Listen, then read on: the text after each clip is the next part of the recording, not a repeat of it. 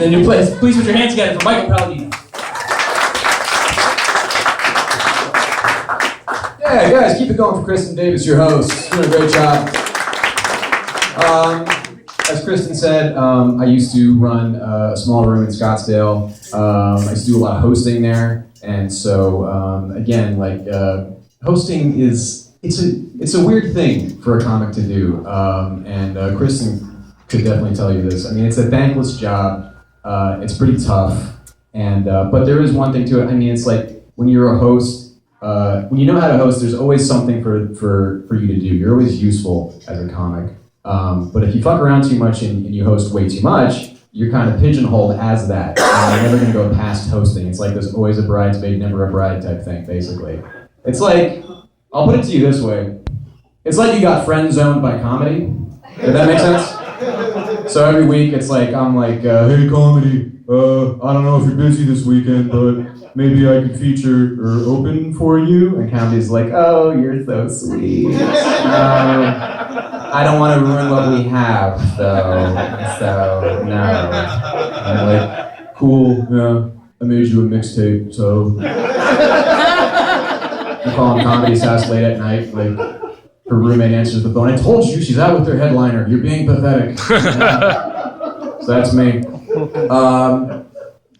Tell you what, guys, to be honest with you, I have kind of a 50-50 success rate at Monkeypants. So what I want to do is, I want to tell kind of a real like baseline, kind of like whatever, observational humor, hey, did you ever notice type joke.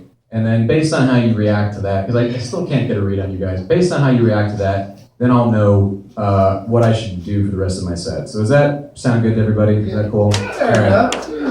Here's my joke. Fair enough. Thank you, Ron. Yeah. This really is all for you. You guys know that feeling that you get when you eat a 100 milligram pot brownie 40 minutes before you're supposed to do comedy at a Tempe bar on a Thursday night? Anybody know what I'm talking about? Woo! Ron, you know what I'm talking about? You're raising your hand? Good, yeah. This is a big relief for me to know that you know, that you clearly know what I'm talking about. Crystal meth. Is that what we're talking about? Crystal clear. Yes, crystal clear. Exactly. I get exactly what you said. Let's build on that. How about, yeah, okay, so the thing is, I don't know if you guys know this, if you're politically aware on a local level like I am, but a year from now, chances are Arizona is going to be a legal weed state, much like Colorado and Washington. That's probably what's going to happen. So let's get a round of applause for that, because that's awesome. You know what the best part about that is that even if it for some reason doesn't work out, it's going to be business as usual. We're not going to give a fuck. We're still going to smoke weed like we've been doing, because it's just not going to stop. Because, like, look, we're a medical state, right? Okay. Remember back when, if you wanted to get high, you had two options. You had to smoke some dirty-ass blunt or some bong filled with black mold and shit, and it would just smell on you, and if a cop saw you, you were dead to rights. It was just written all over you. Now it's like there's breath strips, and there's like breath spray, and there's cookies, and there's brownies, and there's gummy bears, and it goes on and on. And we're at a point now where it's like Blade Runner, right? Like the enemy lives among us, and they can't regulate that. When you're a medical state, the genie's out of the bottle. There's nothing you can do. Because even if you don't have a card, then you're part of the party anyway. Like, a weed card is a lot like an HBO Go account. If you kind of know someone who has one, congratulations. You have one too. Yeah. I just thought I'd switch it up and have a straight white male talk about weed jokes on stage here, because since we hadn't had that yet tonight. Yeah, I am a straight white male, if you haven't noticed. Hold your applause on that. It's kind of the thing to be right now, I know.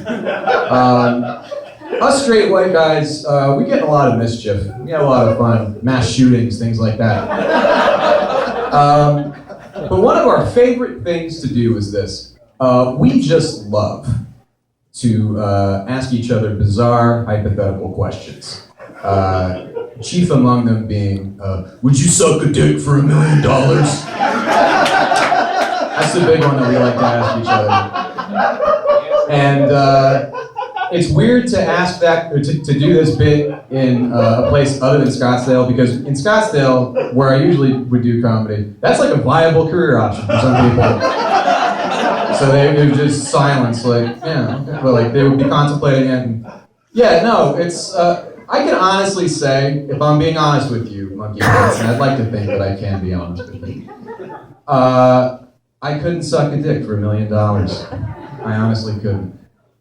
I could, however, suck one for $9,999.99, because I don't know if you know this, but any exchange of money between two parties that's less than 10 grand or more, you can just tell the IRS that was a gift, and they don't have to know how you got it. So I don't need Barack Hussein Obama knowing how Michael Palladino makes his money. So, tell you what, guys, you guys are awesome, and stick around for the rest of the comments. Thank you.